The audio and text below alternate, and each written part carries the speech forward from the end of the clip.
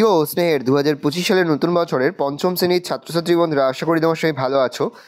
আজ আমরা যে বিষয়টি নিয়ে আলোচনা করব পঞ্চম শ্রেণীর ফার্স্ট সামেটিভ অর্থাৎ প্রথম পর্যায়ক্রমিক মূল্যায়নের পরিবেশ ও বিজ্ঞানের কোশ্চেন পেপার নিয়ে। দেখো সরাসরি স্ক্রিনে তোমরা পঞ্চম শ্রেণীর ফার্স্ট সামেটিভ অর্থাৎ প্রথম পর্যায়ক্রমিক মূল্যায়নের পরিবেশ ও বিজ্ঞানের কোশ্চেন পেপারটা দেখতে পাচ্ছ। ফার্স্ট সামেটিভ প্রথমে থাকবে প্রথম অধ্যায় এবং দ্বিতীয় অধ্যায়। দেখে নাও, সরাসরি স্ক্রিনে তোমরা কোশ্চেন পেপারটা দেখতে পাচ্ছ। ফুল মার্কস তোমাদের হচ্ছে 20 আর সময় তোমাদের হচ্ছে 40 মিনিট। একই দাগে রয়েছে সঠিক উত্তর নির্বাচন করে লেখো যে কোনো 5টি প্রতিবেশন মান 1 করে 1 × 5 = 5। কালো মানুষদের সম্মানের জন্য লড়েছে Nelson Mandela, Mahatma Gandhi, Martin Luther King. এরা সবাই ত্বকে রোদ লাগলে কোন ভিটামিন তৈরি হয়? Vitamin A, vitamin B, vitamin D, vitamin K. উত্তর হবে ভিটামিন ডি। পরের প্রশ্ন, গন্ডারের খড়গ তৈরি হয় হাড় দিয়ে, পেশি দিয়ে, চুল দিয়ে, রক্ত দিয়ে। উত্তর হবে চুল দিয়ে। একজন প্রাপ্তবয়স্ক মানুষের দেহে হাড়ের সংখ্যা 205, 206, 307, 408। উত্তর হবে 206। মাটির অস্বাভাবিক উপাদান গোবর, পেন্সিলের শীষ, পচা পাতা সবগুলো। উত্তর হবে পেন্সিলের শীষ। পরের প্রশ্ন, জল শোধনের জন্য বাতাসে যে উপাদান দরকার? Nitrogen, helium, hydrogen, oxygen. উত্তর হবে হিলিয়াম। গরুকে ওষুধে ইঞ্জেকশন দেওয়ার কারণে মরা গরু খেয়ে মারা যাচ্ছে কুমির, কচ্ছপ, শকুন সবগুলি। উত্তর হবে শকুন। 2 শূন্যস্থান পূরণ করা যে কোনো 4টি প্রতিবেশন মান 1 করে 1 × 4 = 4।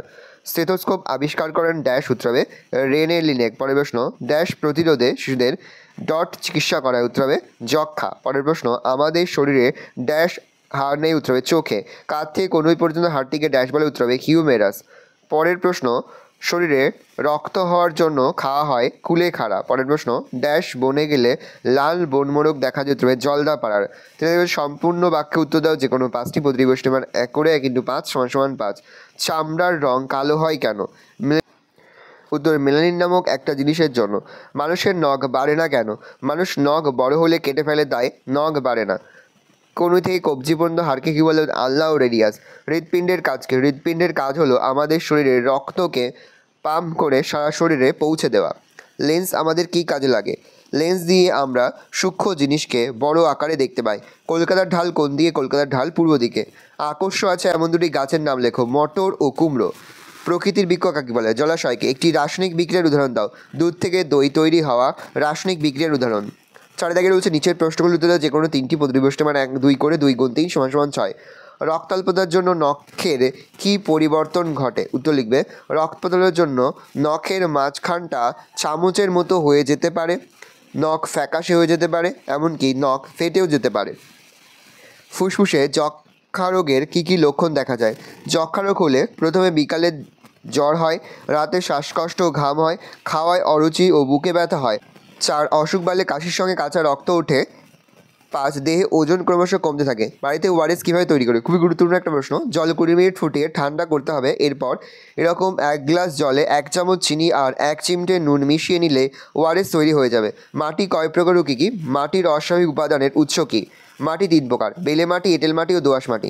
আমাদের প্রতিদিনের ব্যবহার করা পর ফেলে দেওয়া বহু জিনিসই মাটির অস্বাভাবিক উপাদানের উৎস, যেমন পলিথিনের ব্যাগ, প্লাস্টিকের পেন, শীষ, বোতল, কাপ, পেনের রিফিল, অ্যালুমিনিয়ামের ফয়েল, ভাঙা গাছ প্রভৃতি বা ইত্যাদি। পাহাড়ে কীভাবে ধস নামে? খাড়া ঢাল মাটিতে ধস নামার পক্ষে উপযুক্ত পরিবেশ তৈরি করে। কোনো বড় পাথরের নিচে মাটি থাকলে বৃষ্টিতে সেই মাটি ধুয়ে বেরিয়ে যায়, এর ফলে ওই বড় পাথর নিচে নেমে আসে। এই সঙ্গে আরও কিছু গাছ পাথর নিয়ে নিচে নেমে আসে। এইভাবেই পাহাড়ে ধস নামে। এছাড়া ভূমিকম্পের ফলে মাটি পাথরের ওপর থেকে নিচে নেমে এসে ধস নামে। পরের প্রশ্ন, মেরুদণ্ডী প্রাণী কাদের বলে? 2টি অমেরুদণ্ডী প্রাণীর নাম লেখো। যে প্রাণীদের মাথা থেকে লেজের জায়গা পর্যন্ত অনেকগুলো হাড়ের সমাবেশ একটা মেরুদণ্ড থাকে তাদের মেরুদণ্ডী প্রাণী বলে, যেমন বাঘ, মানুষ ইত্যাদি। অমেরুদণ্ডী প্রাণী হলো কেঁচো ও যোগ। শকুনের সংখ্যা হঠাৎ খুব কমে যাওয়ার কারণ কী? বা শকুন বিলুপ্ত হওয়ার কারণ কী? শকুনের সংখ্যা হঠাৎ খুব কমে যাওয়ার কারণ 1. গরুকে ব্যথা কমানোর জন্য যে ওষুধ দেওয়া হয় সেটা গরু মরে যাওয়ার পরও তার শরীরে থেকে যায়, নষ্ট হয় না। শকুন মরা গরুর মাংস খেলে তার কিডনি বা বৃক্ক নষ্ট হয় এবং সে মারা যায়। 2. বহু গাছপালা কাটার জন্য বাস করা ও ডিম পাড়ার জায়গার অভাবেও শকুনের সংখ্যা কমে গেছে। ভালো করে দেখে নাও, এই রয়েছে টোটাল তোমাদের ফার্স্ট সামারিপ অর্থাৎ প্রথম পর্যায়ক্রমিক মূল্যায়নের পঞ্চম শ্রেণীর আমাদের পরিবেশের কোশ্চেন পেপার।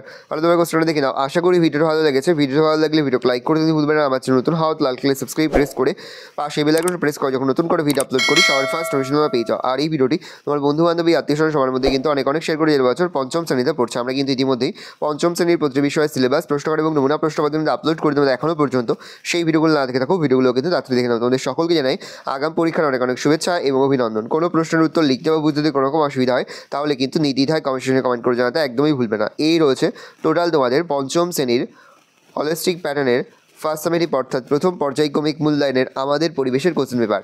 আশা করা যায় প্রতি বছর নয় এই বছরও তোমরা আমাদের সাজেশন অংশ থেকে 80 থেকে 90% কিন্তু কমন পেয়ে যাবে। সেহেতু যে প্রশ্নগুলো নিয়ে আমরা আলোচনা করলাম প্রতিটি প্রশ্ন উত্তরই তোমাদের খাতাতে লিখে তোমরা কিন্তু মুখস্থ করে ফেলবে।